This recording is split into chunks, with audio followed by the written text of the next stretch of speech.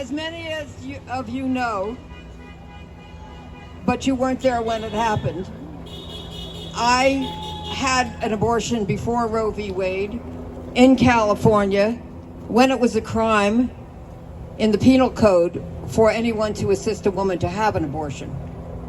After I was raped at gunpoint in Mexico and came back and found out that I was pregnant and that you couldn't get an abortion in California. I wasn't a lawyer, I was a teacher. I was a single parent with a young child. I didn't know anybody who could give me an abortion, but finally a friend of a friend of a friend told me somebody who would do it for the money, because that's the way it was with back alley abortions. And that person did it and left me in a bathtub, hemorrhaging in a pool of my own blood. And they could take me to them. Finally, an ambulance took me to the hospital because he said, I can't help you tear up my number. I'm only here for the abortion. I can't help you afterwards. So I was taken to the hospital with 106-degree fever and packed in ice. And as I say in my Netflix documentary called Seeing Allred, the nurse who was anti-choice said, I hope this teaches you a lesson. And it did teach me a lesson. Abortion must be safe and legal and affordable and available.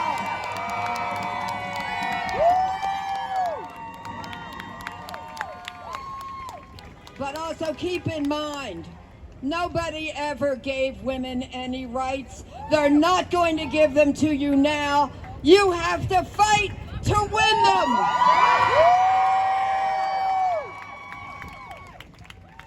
I was just on an interview, another one with someone from another state, and the reporter said to me, Gloria, well, you know, there's a lot of violence against outside of the homes of Supreme Court justices. Do you endorse violence? And I said, no, I'm against violence, especially the violence, the gender violence that's been inflicted on women's bodies today. Because if a woman and a girl can't get a safe and legal abortion, that is gender violence. Don't you agree? We've said for years, women my age, and there are many of them, I have them contacting me and telling me about their abortions before Roe v. Wade, back alley abortions. And many of them were maimed. Some died.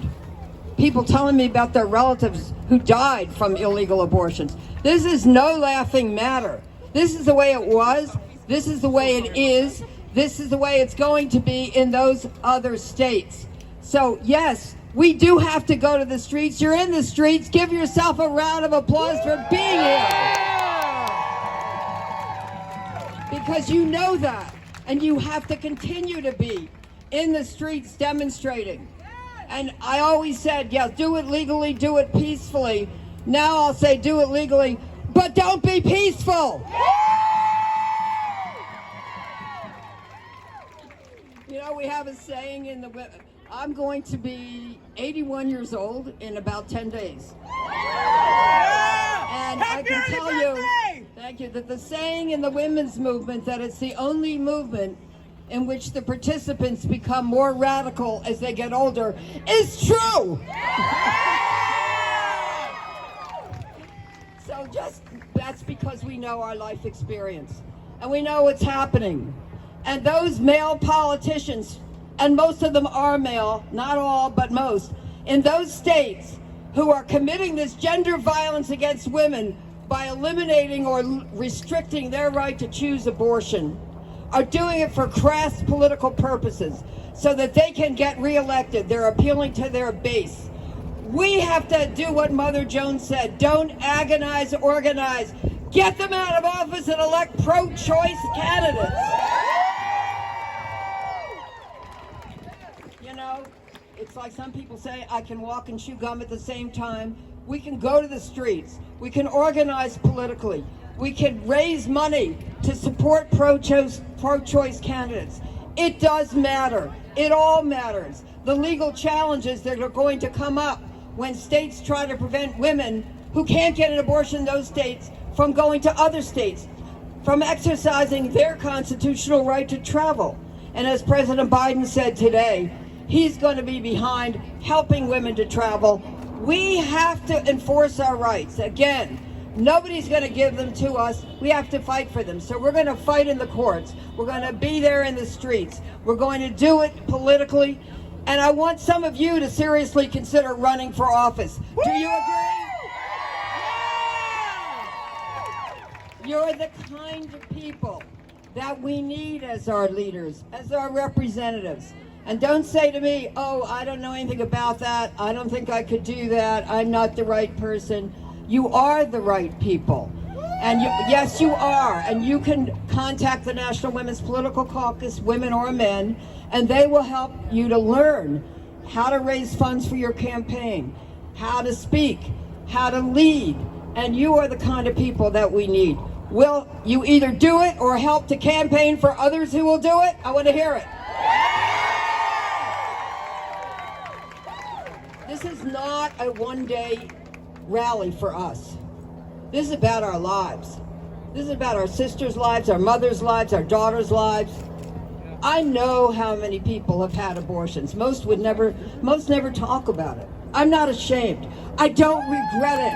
My daughters had a better life as a result. And we need men to support us. We do. And we thank you for being here. Let's give it up for the men. For people who are lesbian, for people who are gay, for people who are transgender, for people who are bisexual.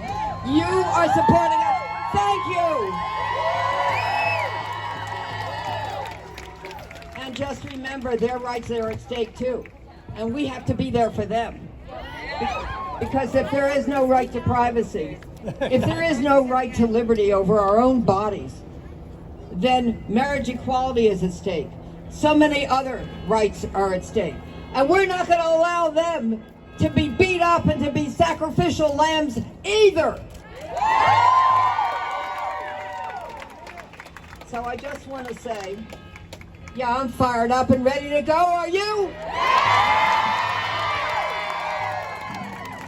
But we don't want a distraction. We don't want anything illegal. We don't want violence. We will be peaceful. That's what Martin Luther King said. You know, the arc of justice is long, but it does bend in favor of justice. The moral universe is long, but it does bend in favor of justice. So just remember, he accomplished so much through nonviolence, but through activism, and I think you can too, am I right? So let me hear it. No justice, no peace. No justice, no peace. No justice, no peace. No justice, no peace. No justice, no peace. And finally, as Mother Jones, I think it was, once said, pray for the dead and fight like hell for the living.